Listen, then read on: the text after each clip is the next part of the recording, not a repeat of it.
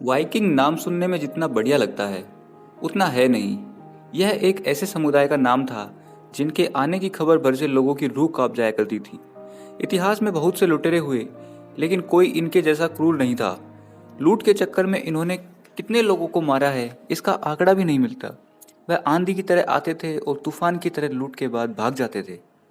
तो आइए जरा नजदीक से जानने की कोशिश करते हैं इन बेरहम लुटेरों को।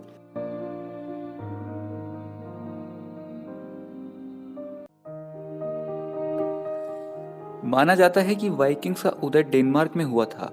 उनकी आर्थिक स्थिति अच्छी नहीं थी, वह बहुत गरीब थे।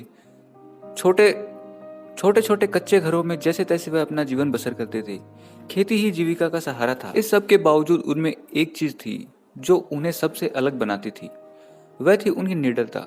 दैनिक जीवन की कठिनाइयों ने उनके शरीर और दिल दोनों को काफी कठोर बना दिया था। शुरुआत में वाइकिंग लोगों के खून के प्यासे नहीं हुआ करते थे, लेकिन वक्त ने उन्हें अलग ही मुकाम पर लाकर खड़ा कर दिया। वाइकिंग समंदर के पास रहने वाले लोग थे, इसलिए खेती के अलावा मछलियां पकड़ना उनकी जीविका का दूसरा सबसे बड़ा जरिया था। मछलियां पकड़ने के लिए उन्हें नाव चाहिए थी, इसलिए उन्होंने नाव तैयार करने में भी महारत हासिल कर ली थी। उनके अंदर तेजी से यह बात घर कर गई कि वह ताकतवर हो चुके हैं, साथ ही वह नाव चलाने में भी माहिर हो चुके हैं।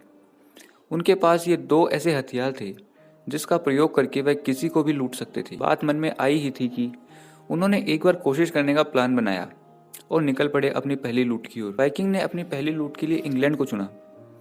अपनी स्पेशल नाव में सवार होकर वह इंग्लैंड की तरफ निकल पड़ी। उनके निशाने पर इंग्लैंड का एक ईसाई मठ था।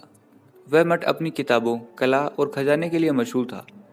उस जगह की सबसे बढ़िया बात थी कि वहाँ कोई सैनिक नहीं था जो उन्हें रोकते। इंग्लैंड की सीमा पर पहुंचते ही वाइकिंग ने अपना खूनी खेल शुरू कर दिया।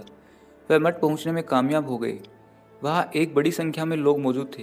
यह देखकर वह पागल से हो गए और उन्होंने मठवासियों को मारना शुरू कर दिया। मठवासी समझ पाते कि क्या हो रहा है, इससे पहले वाइकिंग्स ने लाशें बिछाने शुरू कर दी। उन्होंने मठ को पूरी तरह तहस नहस कर दिया। कुछ मठवासियों को वाइकिंग्स ने जिंदा छोड़ दिया ताकि वह उनकी ताकत के बारे में लोगों को बता सकें। उन्होंने जमकर इस मठ को लूटा और जाते जाते मठ के आसपास की इमारतें जला दी। इस लूट के बाद वाइकिंग का उदय हुआ, जिसके बाद उन्होंने कभी पीछे मुड़कर नहीं देखा। अपनी पहली लूट के बाद वाइकिंग के हौसले आसमान पर थे। उन्हें यह काम बहुत ही बढ़िया लगने लगा था। उनके हिसाब से इसमें मेहनत कम थी और फायदा ज़्यादा। अपनी पहली जीत के बाद तो वाइकिंग का सिलसिला बहुत तेजी से बढ़ने लगा। वह किसी पागल हाथी की तरह बस आगे बढ़ते जा रहे थे और जो भी सामने आता उसे कुचलते जा रहे थे। अपनी पहली लूट के बाद उन्होंने उसे बड़ा करना शुरू कर दिया। किसी को समझ नहीं आ रहा था कि खेती करने वाले वाइकिंग ने लूट का रास्ता क्यों चुना। उनकी इस लूट ने उनके जीवन को एकाएक बदल दिया। उनकी नज़र अब दूसरे देशों पर थी। इस लिहाज से उनके आसपास के देशों पर उनकी लूट का सबसे ज़्यादा खतरा था।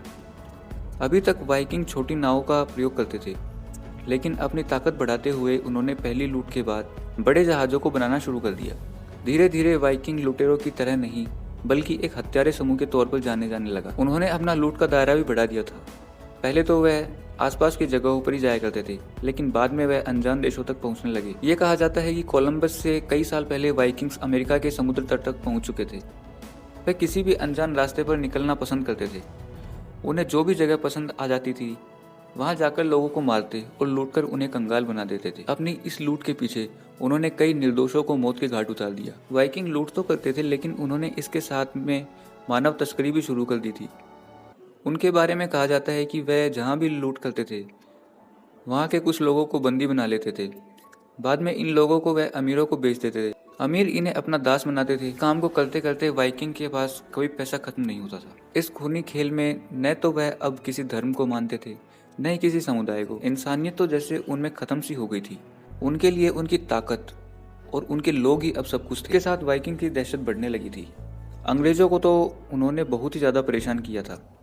एक बार वह इंग्लैंड में काफ़ी अंदर तक आ गए थे। वहाँ उन्होंने जमकर आतंक मचाया। उनकी क्रूरता के आगे इंग्लैंड के लगभग सभी राजा हार चुके थे। अंग्रेजों और वाइकिंग के बीच जंग तो मानो एक आम अभ्यास हो चला। सबके हौसले पस्त पड़ चुके थे। इस बीच इंग्लैंड के एक राजा अल्फ्रेड ने वाइकिंग का सामना करने का साहस किया। शुरुआत से ही उन्होंने वाइकिंग को कड़ी टक्कर दी। उन्होंने वाइकिंग को इंग्लैंड को कब्जाने से काफ़ी लंबे समय तक रोके रखा। धीरे धीरे वक्त गुजरा, वाइकिंग की ताकत कमज़ोर पड़ने लगी। अल्फ्रेड जान गया था कि वाइकिंग की कमियां क्या है। अब वह उन पर भारी पड़ने लगा था। थोड़ा ही वक्त लगा और वाइकिंग पूरी तरह उनके सामने पस्त पड़ गई। अल्फ्रेड ने वाइकिंग से इंग्लैंड का अधिकतर हिस्सा वापस ले लिया। वाइकिंग के पास भागने की कोई जगह नहीं बची थी। उन्हें अल्फ्रेड के हाथों अपनी हार नजर आने लगी। वाइकिंग दुश्मन उनसे ताकतवर हो चुका था। वह इस बात को मानने के लिए तैयार नहीं थे। वह बार बार अल्फ्रेड से हारने के बाद भी लड़ने आ जाते। इसी कारण उनके लोग मरते रहे और वह कमजोर होते गए। अंत में जब उनके पास कोई चारा नहीं बचा तो उन्होंने जंग का ऐलान कर दिया। यह एक आखिरी जंग थी। इसमें हार के बाद वाइकिंग का नामो निशान मिट गया। वाइकिंग ने अल्फ्रेड के खिलाफ जंग शुरू की। वाइकिंग ने कोशिश तो बहुत की मगर वह अल्फ्रेड का कुछ नहीं कर पाए। जंग खत्म करने के लिए अल्फ्रेड ने वाइकिंग के राजा एरिक को जंग में मार डाला। उस दिन से वाइकिंग का खूनी राज खत्म हो गया। लोगों के दिल में खूनी लुटेरों का डर खत्म हो गया और वाइकिंग गायब हो गई। आज भी इतिहास में वाइकिंग को किसी अच्छे काम के लिए नहीं बल्कि क्रूरता के लिए जाना जाता है। जिस खूनी खेल को उन्होंने शुरू किया था अंततः उसे ही उसका शिकार होना पड़ा। तो दोस्तों बस आज की वीडियो में बस इतना ही। अगर आपको मेरी वीडियो पसंद आती है तो इसे लाइक शेयर सब्सक्राइब करना बिल्कुल ना भूलें। दोस्तों मैं आगे भी आपके लिए ऐसी वीडियो लाता रहूँगा, तो चैनल को अभी सब्सक्राइब कर लीजिए। धन्यवाद दोस्तों।